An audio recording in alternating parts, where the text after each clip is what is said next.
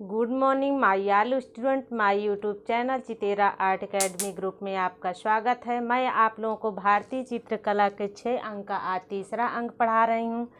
भारतीय चित्रकला के 6 अंक का तीसरा अंक भाव है। आइए हम जानते हैं कि किसी चित्र में भाव का कितना महत्व है। किसी चित्र में जिस प्रकार जितना रूप का महत्व होता है और प्रमाण का महत्व होता है, उतना ही भाव का महत्व है। अगर हम कोई भी चित्र बनाते हैं तो उसमें जब तक हम भाव भंगिमाओं को नहीं दिखाते हैं तब तक वो चित्र जो है अपूर्ण दिखाई देता है। आंतरिक सौंदर्य को ही भाव कहते हैं।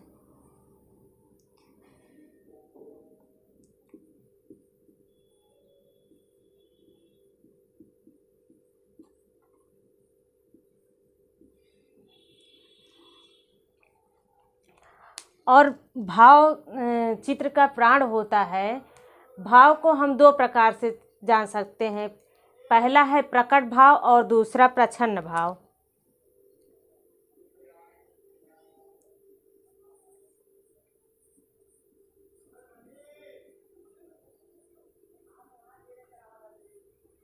पहला है प्रकट भाव, दूसरा है प्रच्छन्न भाव।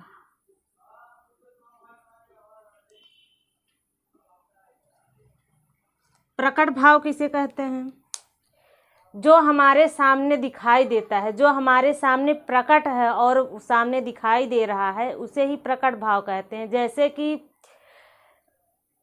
फूल का खिलना और किसी व्यक्ति का अपने आँखों पे रुमाल डालकर रोना और होठों का झंझनाहट, हाथ पर हाथ रखकर बैठना, ये सब जो होता है ये सब प्रकट भाव के अंतर्गत आता है। जैसे कि अगर व्यक्ति आँख पे रुमाल रख के रो रहा है तो वो जो है हमको दिखाई दे रहा है कि वो व्यक्ति रो रहा है। प्रच्छन्न भाव क्या है? प्रच्छन्न भाव जो हमको दिखाई नहीं देता है, उसको जानने के लिए हमारे अंदर आंतरिक चेतना का होना जरूरी है। जैसे कि आप लोग अजंता गुफा के गुफा संख्या 16 का चित्र, माड़ासन राजकुमारी का चित्र आप लोग देखे होंगे। उसमें ऐसी कोई मतलब एक्टिविटीज ऐसा कुछ भी नहीं दिखाया गया है ऊपर से कि वो जो है हमको प्रतीत हो कि नहीं ये किस भाव में बनाया गया। लेकिन हम उसको आंतरिक चेतना द्वारा जान सकते हैं कि वो जो चित्र बनाया गया है उसमें स्त्री वियोग स्थिति में बैठी हुई है, उसमें करुण रस का भाव हमें दिखाई दे रहा है ना। उसमें वो जो है प्रच्छन्न भाव के अंतर्गत आता है। जैसे कि आप दोनों में तुलना कर लीजिए, प्रकट में और प्रच्छन्न में। इसमें हमको एकदम सामने दिखाई दे रहा है कि नहीं कमल फूल खिला हुआ है, और इसमें हमें दिखाई दे रहा है स्त्री बैठी हुई है, किस अवस्था में ऐसे अपना सर करके बैठी हुई, किस अवस्था में बैठी हुई, बस हम इतना ही जान रहे हैं। लेकिन हम जो है अपनी आंतरिक चेतना द्वारा इतना जान रहे हैं कि नहीं वो वियोग अवस्था में बैठी है, वो करुण भाव में है। तो कहने का मतलब ये था कि प्रच्छन्न भाव एक प्रकट भाव। आप लोग जान ही गए हैं प्रकट भाव किसे कहते हैं, प्रच्छन्न भाव किसे कहते हैं। भाव जो होता है, भाव चित्र का प्राण होता है।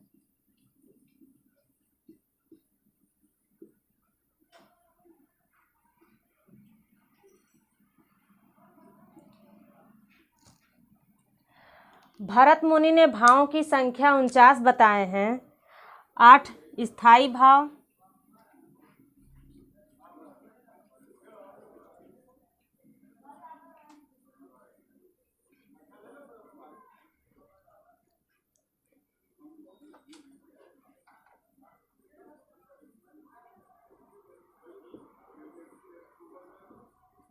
49 भाव का उल्लेख हुआ है नाट्यशास्त्र में।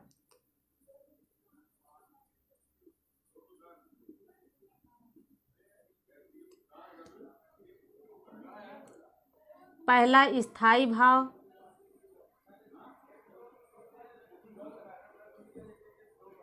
स्थायी भाव की संख्या 8 बताए हैं। और दूसरा सात्विक भाव,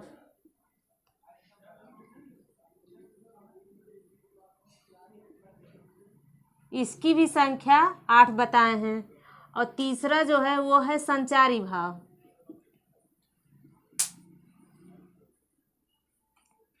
जैसे आप लोगों से पूछा जाए भरत मुनि ने अपनी पुस्तक नाट्यशास्त्र में कितने भाव का उल्लेख किए हैं, तो 49 भाव का। कितने 8 स्थायी भाव बताए हैं, तो 8 स्थायी भाव बताए हैं, 8 सात्विक भाव और 33 संचारी भाव बताए हैं। स्थायी भाव किसे कहते हैं? स्थायी भाव से ही रस का जन्म होता है।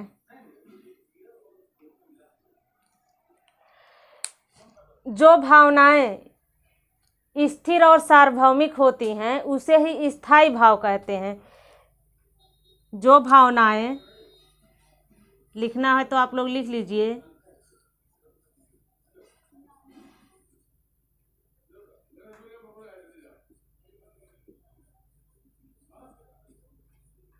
स्थिर और सार्वभौमिक होती हैं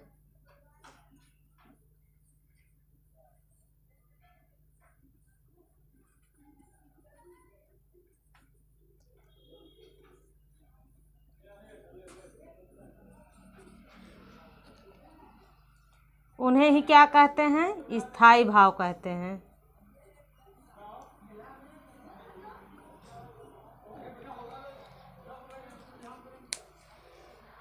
और सात्विक भाव क्या है? सात्विक भाव शरीर में बिना किसी प्रयत्न के जो भावनाएं स्वतः उत्पन्न होती हैं उन्हें ही सात्विक भाव कहते हैं। जैसे कि स्वेद हो गया, प्रलय हो गया। स्वेद का मतलब होता है पसीना। जैसे किसी व्यक्ति को अगर पसीना आता है तो उसकी चेष्टा नहीं है कि हमको पसीना आए, वह जो है वो जो उसको पसीना आ रहा है उसके ना चाहते हुए भी, उसके शरीर द्वारा ना चाहते हुए भी वो पसीना उसके शरीर से निकल रहा है, तो वो क्या है? सात्विक भाव है। और प्रलय, जैसे कि प्रलय का मतलब ये है कि जैसे कोई खड़े हुए व्यक्ति अचानक कटे हुए पेड़ की भांति अचानक गिर जाना, ये जो है किसके अंतर्गत आता है? सात्विक भाव के अंतर्गत आता है। और संचारी भाव किसे कहते हैं? भरत मुनि ने अपनी पुस्तक नाट्यशास्त्र में संचारी भाव को क्षणिक बताए हैं। उन्होंने कहा है कि जो भावनाएं अल्प समय के लिए संचरण करती हैं उन्हें ही संचारी भाव कहते हैं। यानी क्या कहते हैं? अल्प समय के लिए संचरण करती हैं।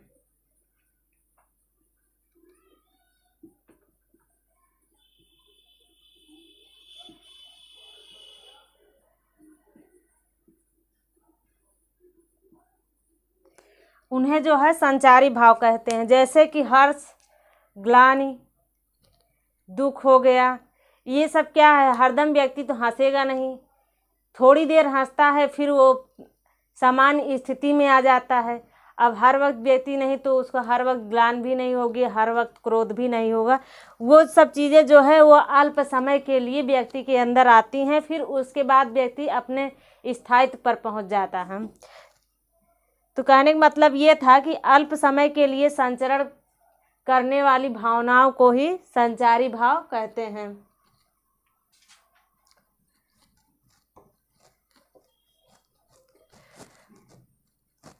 भरत मुनि ने अपनी पुस्तक नाट्यशास्त्र के 6ठे पाठ में एक श्लोक का उल्लेख किए हैं।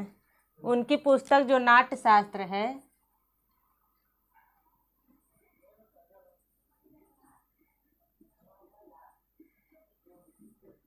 उसमें उन्होंने जो है एक उसके 6ठे पाठ में एक श्लोक का उल्लेख किए हैं। वह उस श्लोक क्या बताता है? विभावानुभावा व्याभिचारी।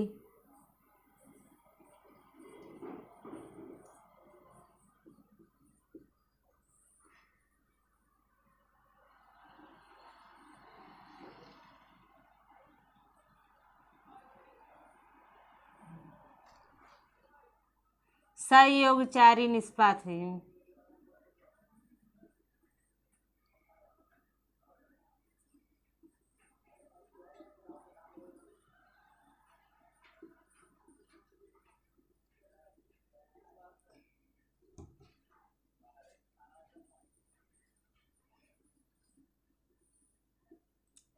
इस श्लोक में उन्होंने ये कहा है, विभाव, अनुभाव और व्यभिचारी भाव के मिलन से या संयोग से ही रस की उत्पत्ति होती है। विभाव, अनुभाव और व्यभिचारी भाव को ही संचारी का भाव भी कहते हैं। व्यभिचारी को ही संचारी भी कहते हैं। विभाव, अनुभाव, संचारी भाव के मिलन से रसों का निर्माण होता है। कैसे? देखिए, विभाव किसे कहते हैं?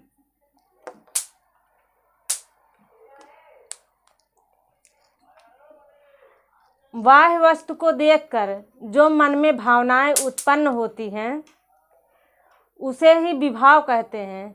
जैसे कि कोई चीज़ हम देख रहे हैं, बाह्य जगत में जो भी चीज़ें हम देख रहे हैं अपने सामने, प्रकृति द्वारा जो प्रदत्त वस्तुएं उसको मैं देख रही हूँ। अब उसको देख के हमारे अंदर खुशी हो रही है या दुख हो रहा है, जो भी खुशी हो रही है हमारे अंदर, अब वही खुशी जो है वो क्या है, जैसे मैं अगर हंस दी तो वो भी हमारी भावना है, रोना भी एक भावना है, हंसना भी एक भावना है।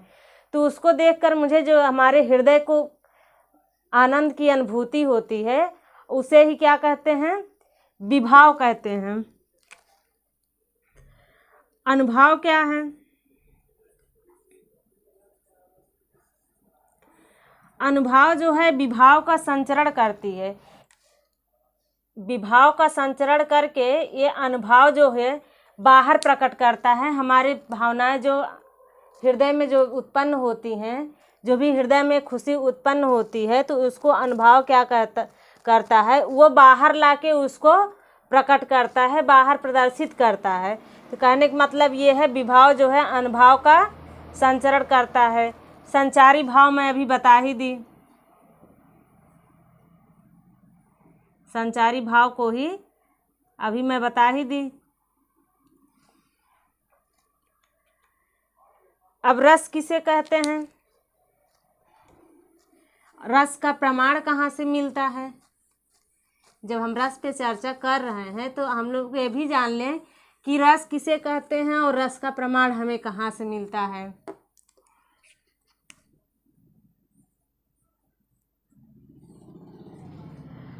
देखिए, रस का प्रमाण सबसे पहले हमें ऋग्वेद से मिलता है।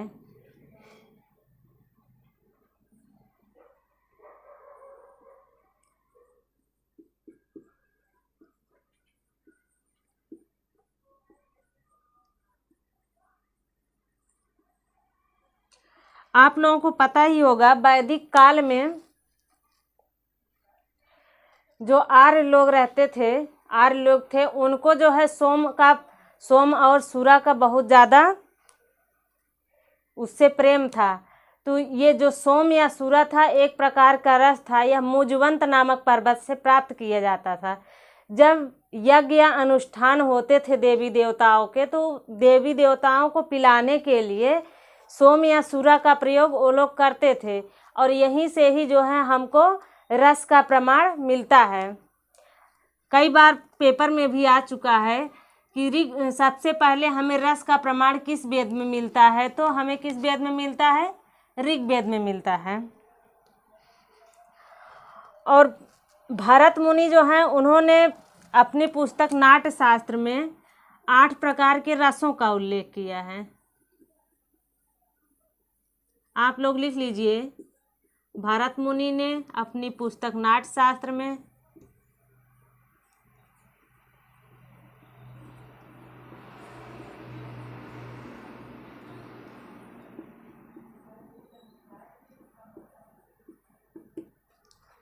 8 प्रकार के रसों का उल्लेख किया है।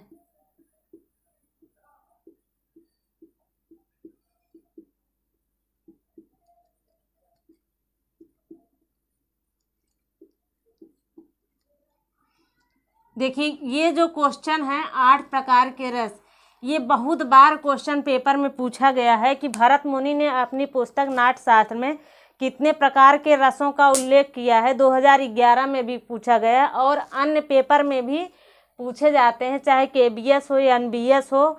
और एलटी हो कि कोई भी पेपर है और टीजीटी पीजीटी, इसमें माध्यमिक में अक्सर कई बार ये क्वेश्चन रिपीटेड हुए हैं कि भरत मुनि ने अपनी पुस्तक नाट्यशास्त्र में कितने प्रकार के रसों का उल्लेख किया। जिसको नहीं पता है वो क्या करता है, 9 रस करके चला आता है। इसको आप लोग ध्यान में दीजिए। और 9वां रस जो है, 9 रस की खोज अभिनवगुप्त ने किया था और 9वां रस ही शांत रस है जिसकी खोज अभिनवगुप्त ने किया था। ये आप दिमाग में रखिएगा कि भरत मुनि ने 8 प्रकार के रसों का उल्लेख किया है। वो रस कौन कौन से हैं? श्रृंगार रस, हास्य रस, वीर, रौद्र, विभत्स,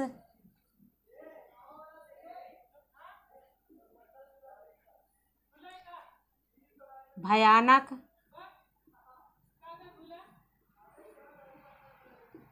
अद्भुत।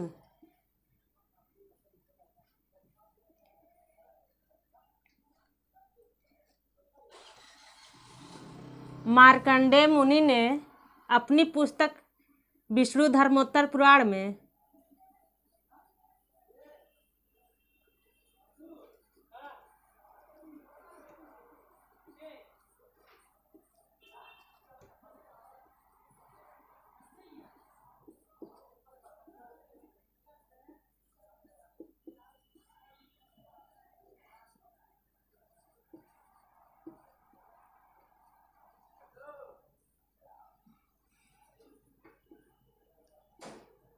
नौ प्रकार के रसों का उल्लेख किया है।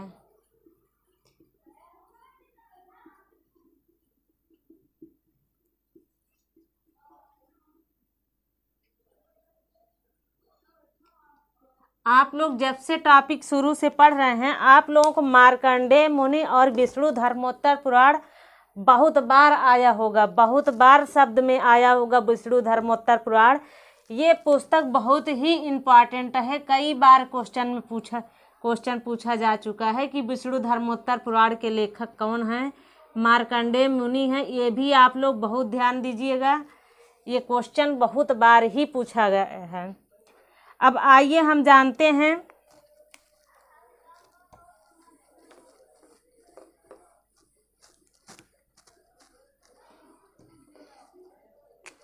रस का भाव रंग से संबंध। रस का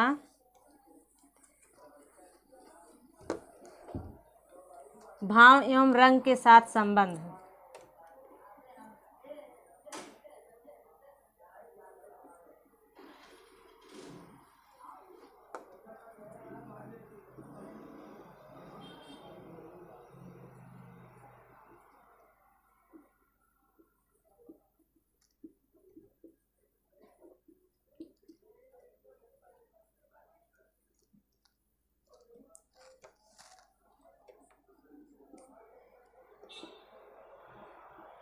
आप लोग यहाँ पे रस लिखिए और उसका भाव जो है, भाव लिख लीजिए, चाहे स्थाई भाव लिख लीजिए। और रंग, जैसे कि अभी मैं बताई श्रृंगार रस,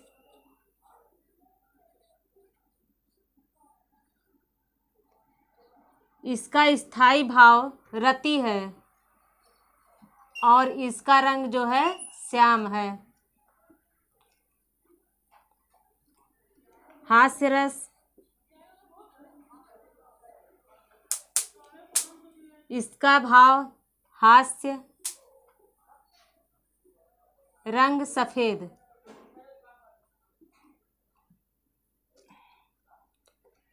करुण रस,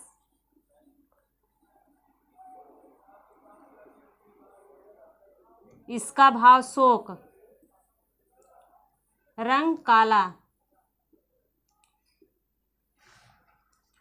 वीर रस, इसका भाव उत्साह, रंग गौर।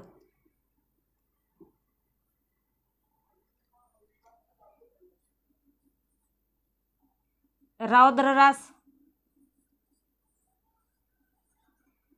इसका भाव क्रोध।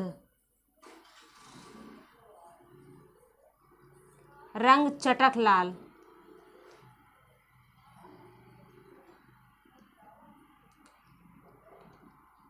बीभत्स रस।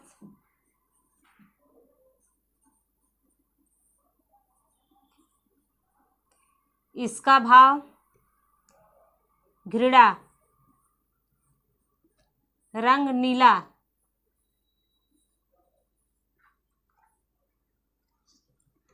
अद्भुत रस।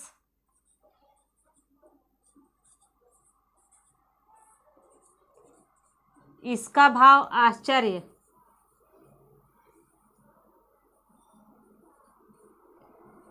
रंग पीला।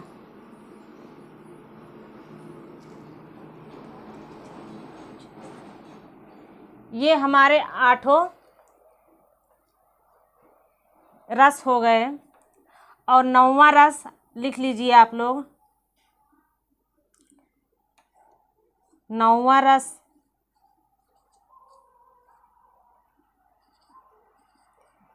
अभिनवगुप्त के अनुसार।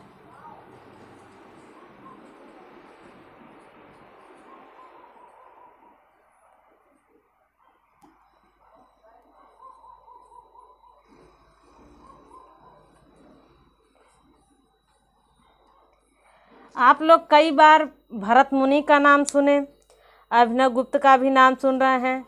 भरत मुनि जो हैं वो भारत के प्रथम सौंदर्य शास्त्री हैं और अभिनवगुप्त जो हैं ये भी भारत के सौंदर्य शास्त्री हैं। इन्होंने भी अभिनवगुप्त की एक सिद्धांत है इनका अव्यक्तिवाद का सिद्धांत। इन्होंने अव्यक्तिवाद का सिद्धांत दिया है। ये भी इम्पॉर्टेंट है, आप लोग कहीं लिखना चाहे तो लिख लीजिए। अव्यक्तिवाद का सिद्धांत किसका है? वो अभिनवगुप्त का है। तो अभिनवगुप्त ने क्या किया था, इन्होंने जो 9वां रस बताए थे वो कौन सा रस था? शांत रस था। और उसका स्थायी भाव जो था वैराग्य। और उसका रंग जो है सफ़ेद भी हो सकता है और नीला भी। अब आप लोग सोच रहे होंगे कि याद कैसे होगा। ये जो सारे रस हैं इसका रंग भाव कैसे याद होगा? आइए मैं आप लोगों को याद करने का एक सरल तरीका बता रही हूँ।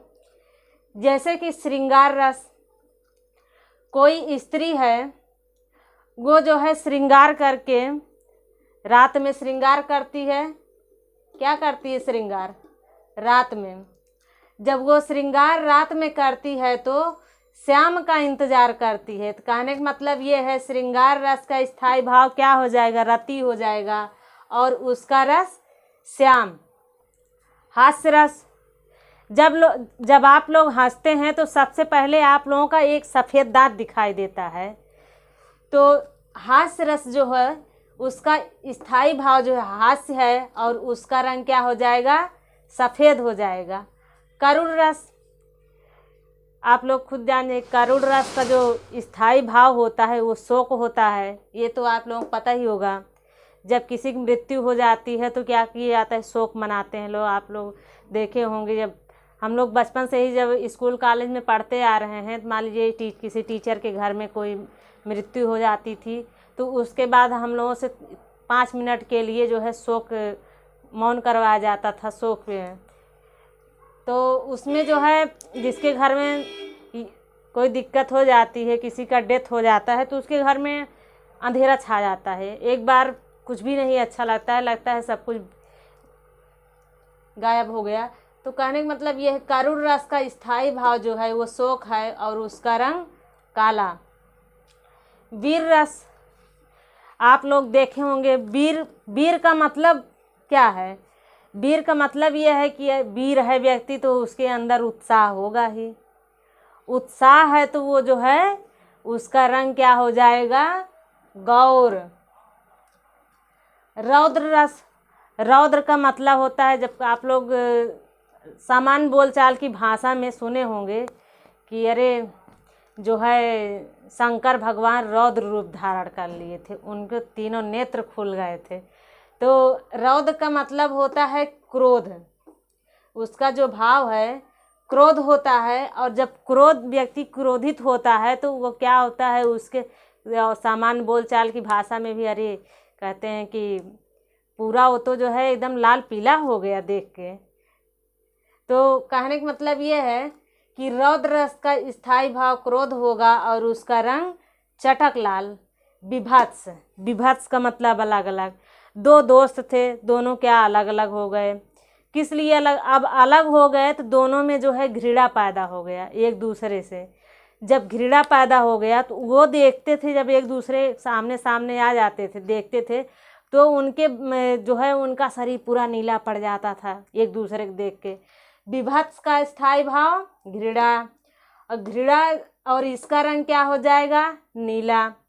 अद्भुत रस, जब शादी वादी होती है किसी की, जब वहाँ मंडप उंडप में लोग बैठाते उठाते हैं, आप लोग पहले पुरानी फिल्मों में भी देखे होंगे, पहले रीति रिवाज में भी आप लोग देखे होंगे कि दुल्हन पीला पीला साड़ी पहन के, दूल्हा पीला पीला एकदम कुर्ता पैजामा पहन के बैठता था। जब पीला पीला तो एक अद्भुत से वो लोग नज़र आते थे। इतने महफिल में दो ही व्यक्ति ऐसे जो पीला पीला पहन के बैठे हैं, तो वो पीला कलर क्या हो जाती, एक अद्भुत नज़रिए देखा जाता था। तो अद्भुत रस आश्चर्य नज़रिए देखा जाता था। तो अद्भुत रस जो है उसका भाव आश्चर्य हो जाएगा और उसका रंग पीला। और 9वां रस अभिनवगुप्त के अनुसार जो शांत रस है, शांत का मतलब क्या? जब व्यक्ति वैराग्य धारण कर लेता है वो शांत ही हो जाता है। शांत रस का स्थायी भाव वैराग्य, और उसका रंग सफ़ेद भी हो सकता है और नीला भी हो सकता है।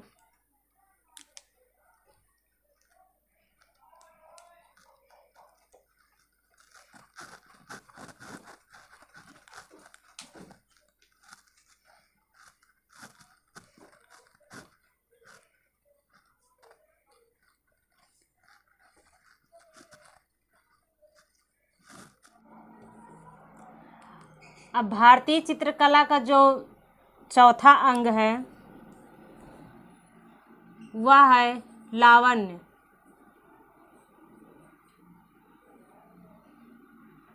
अभी मैं बताई थी भाव से तात्पर्य आंतरिक सौंदर्य से होता है, भाव का तात्पर्य आंतरिक सौंदर्य से होता है, और लावण्य का तात्पर्य जो है बाह्य सौंदर्य से होता है।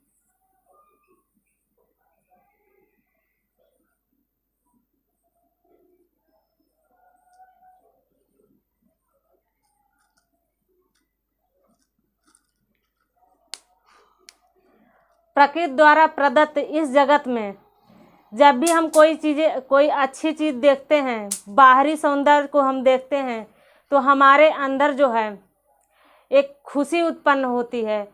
तो एक कुशल कलाकार को लावण्य के ज्ञान का होना आवश्यक है। जिस प्रकार रूप भेद प्रमाण भाव का होना आवश्यक है, उतना ही लावण्य का भी एक चित्र में होना आवश्यक है। जब तक बाह्य सौंदर्य नहीं है, दर्शक उस चित्र को देखेगा तो उसको आनंद की अनुभूति नहीं होगी। इसलिए आंतरिक सौंदर्य होने के साथ साथ बाह्य सौंदर्य का होना जरूरी है।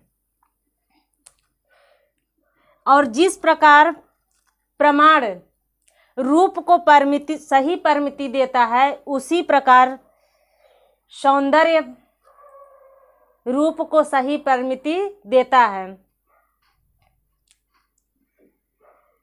2011 टीजीटी उसमें यही क्वेश्चन सेम आया था कि लावण्य क्या तात्पर्य है, और ऑप्शन में क्या था? सौंदर्य, बाह्य सौंदर्य, आंतरिक सौंदर्य, और एक आध ऑप्शन और कोई था।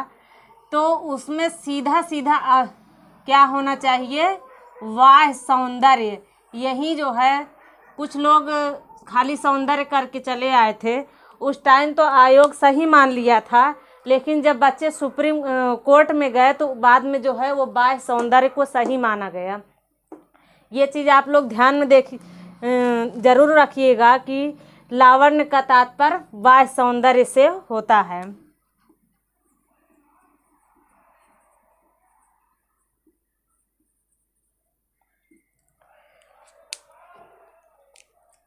अब भारतीय चित्रकला का जो 5वां अंग है वो सादृश्य है।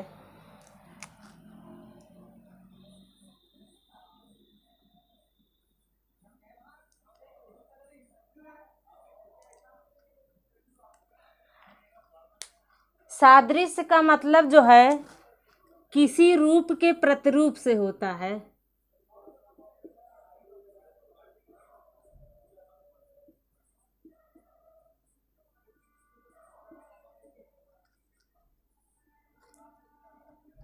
हूबहू चित्रण,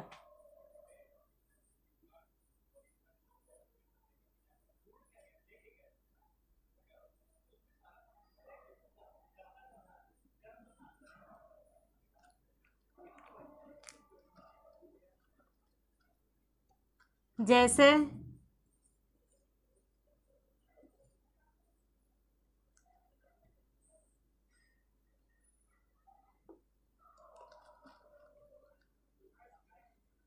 भगवान बुद्ध के समान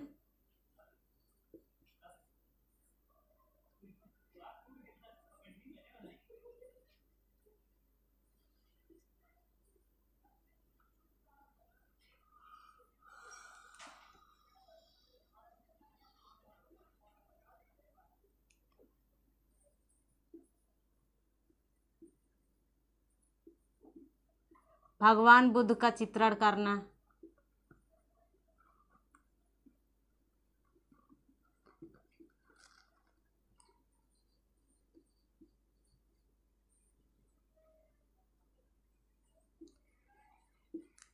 कहने का मतलब ये है, जैसे हम किसी वस्तु को देखते हैं या किसी का फोटो हम देखते हैं, इस संसार में भौतिक जगत में जो भी चीज़ हम देखते हैं उसको एकदम हूबहू उसके समान ही चित्रण कर देना सादृश्य का के अंतर्गत आता है, सादृश्य कहलाता है। सादृश्य का मतलब रूप के प्रतिरूप से ही होता है।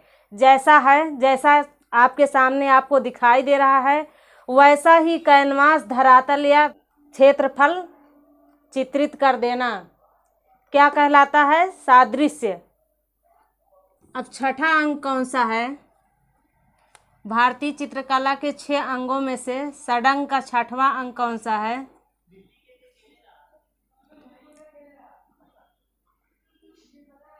वाडिका भंग।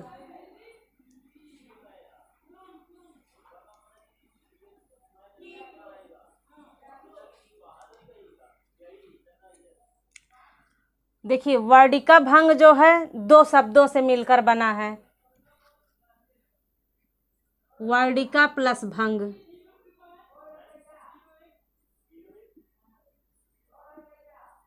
अब वाडिका का मतलब जो है वो नाना प्रकार के रंगों से है।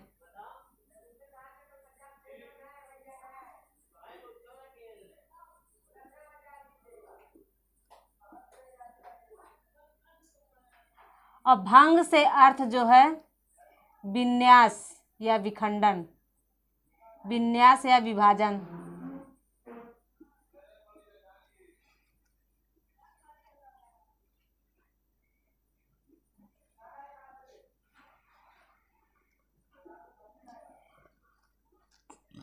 ये भी क्वेश्चन जो है टीजीटी में पूछा गया है, बहुत बार रिपीटेड है।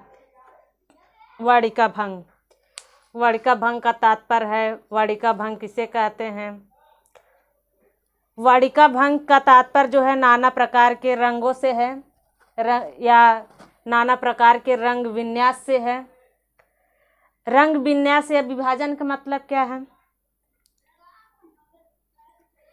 जब कोई कुशल कलाकार किसी चित्र का निर्माण करता है तो उसमें किसी चित्र में जब वो कलर को लगाता है, अंग भंगिमाओं में कलर को लगाता है, तो अंग भंगिमाओं में कलर विन्यास को देखते हुए कि हमको कौन सा कलर कहाँ पे लगाना है, कौन सा कलर कहाँ पे नहीं लगाना है, इन सब चीज़ों को देखते हुए जो है कलाकार चित्र में कलर को लगाता है, रंग को लगाता है, और उसे ही नाना प्रकार के रंग या रंग विन्यास ही बताया गया है।